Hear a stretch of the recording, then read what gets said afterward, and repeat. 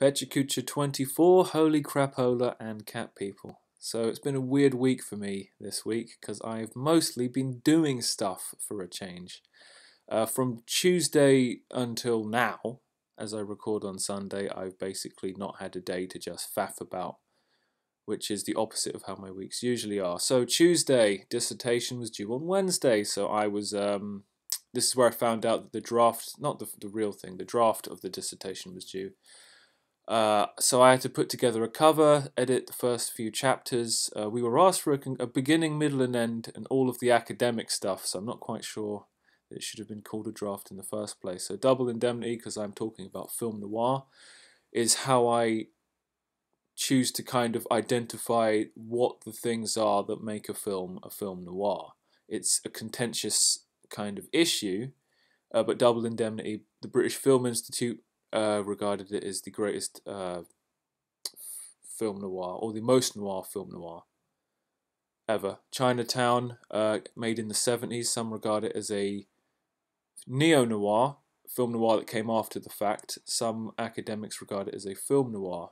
In the 70s, has a lot of nostalgia for the period, and Seven is a film that I'm not talking about in my dissertation, but it's one of those films that I saw as a kid that made me interested in films that have bad endings. Where did that come from? You know, they're in a grim world full of corruption. You know, these are some of the things that film noir is all about. And that was my dissertation. So doing Onikage tennis, I was trying to catch up because I'm a little bit behind with that. I was showing that to some friends at university, and they thought, oh, that's a good idea, doing a collaborative comic. Why don't we do one? And I went, okay. So now I'm doing 2 collaborative comics, and the second one is called Holy Crapola. So I left it to my friend to start because, you know, he's more into traditional comics than Certain is. So I will follow his lead. So he's kind of started us off with like a pilot flying his jet towards an unidentified flying object, and, you know, it's my job to figure out what that thing is. So I thought, you know what, screw it, let's make it the Death Star. And of course, the Emperor is Mickey Mouse. What else? Not at all inspired by me seeing the bus advert for Star Wars fashion show or something in the Westfield place, if that's a place. I'm sick to death of seeing Star Wars advertised, but Disney need their money back. So now James is the name of my first collaborator. He's pushing things forward. He gets the pilot named Impact onto the ship. Mickey reveals his master plan that seems to involve Marvel. This was maybe my intention by bringing Disney in. Disney is the owners of Star Wars and Marvel Comics now. So my second page, I thought I'd slow things down because things were looking like they were going to crescendo. So I'm like, let's just take a moment to have Impact and Darth just, you know, have a little bit of a staring contest. Not a lot going on, so I did a fast turnover of a few hours. Then my second collaborator who came on, Adam, he's added his thing, so he's coming strong, bringing in a new character to the mix, pushing things forward. Montage, a good name for a guy who has multiple powers from multiple heroes. James then decided he was going to retaliate with 2 pages, so he's kind of done this Watchmen inspired symmetry thing, while pushing like the plot towards the first major epic instance. And this is just the first page of his 2 pages, and here's the second. So I'm immediately getting like shades of X-Man from the 90s, like stuff's just about to go nuts. He loves his zipper tone effect, add a bit of texture. It's not for me, but that's just because, you know, I like to do things the hard way.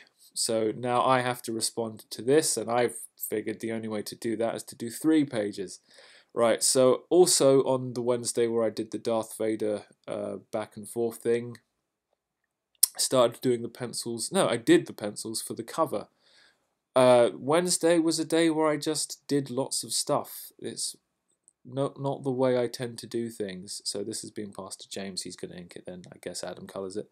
So Thursday I decided maybe I can try and carry this stuff into university work. My project for this term doesn't really motivate me. I'm kind of have to do something about East London that's got to be turned into monoprints or screen prints. I did a Jack the Ripper walk, so I'm trying to combine images with that whole, and this is where she died. So I was just messing around with Photoshop trying to get black and white images that kind of have a bit of grit to them.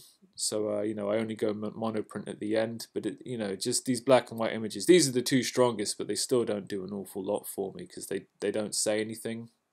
And this week has been an awful lot about saying things. So I thought, can I take the images I have and maybe compile them into something like that cover I was doing for Holy Crapola? Is that going to motivate me? So there's a lot of work here, but again, it's like I don't know if I'm saying anything or if I'm happy with what I'm saying. The nucleus of the project isn't really of my choosing, so that might be the problem. So DNA debrief, which I have to do as well.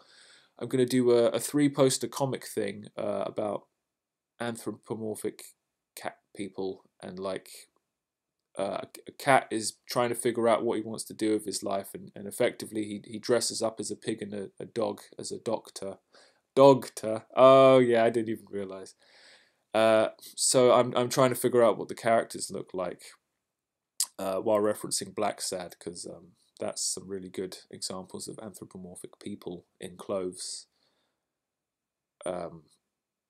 So that's what I did in university instead of actually going to class. So what do I need to do next week? What I should do is my university project, the reportage thing, because that's due in like 2 or 3 weeks. So is the DNA debrief. What I'm going to do is Holy Crapola, because I'm loving it. Its collaborative experience is just the best. Monocague Tennis, because that's the original. Mr. Pickles, we'll talk about that next week, unless I don't. Horizon Zero Dawn is also worth talking about as well. So whatever happens next week is going to be something, and you'll know when I know. So that brings us to the end of Pecha Kucha 24. See you next time.